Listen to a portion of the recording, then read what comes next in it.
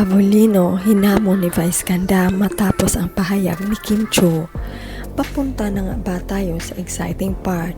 Yan ang kilig na tanong ngayon ng mga tagahanga na Kim Chiu at Paolo Avellino matapos na nakakatawang banters at showtime.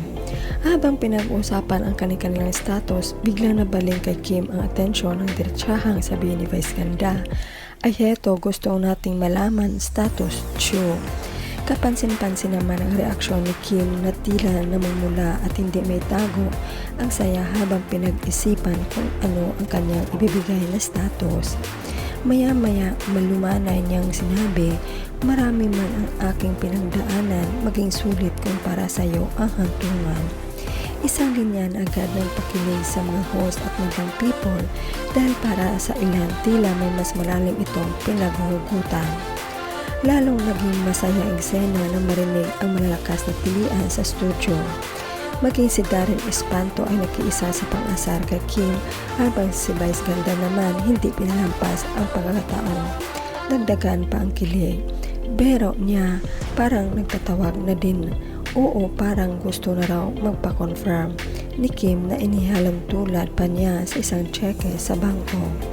Habang halatang aliw na aliw ang Chinta Princess sa tukso ng kanyang makasamahan, Vice Ganda may hamon kay Paolo Avellino.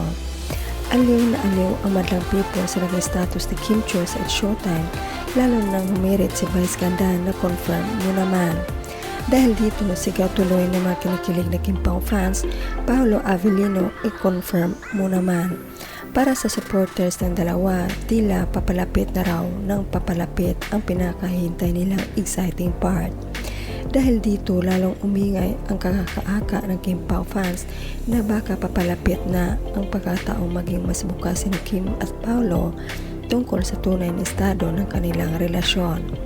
Bagamat wala pa rin direktang konfirmasyon mula sa dalawa, para sa kanilang supporters, kapansin-pansin umano ang pagiging mas relax ni Kim kapag napag-uusapan ang kanyang love life at ang mabirong inuugnay sa kanya kay Paolo.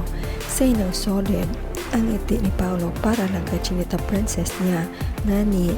Hindi pa ba natin nakikita sa dalawang mata natin sa mga kinikilos nila?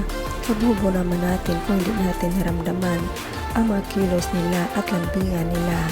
Matagal nang sila na.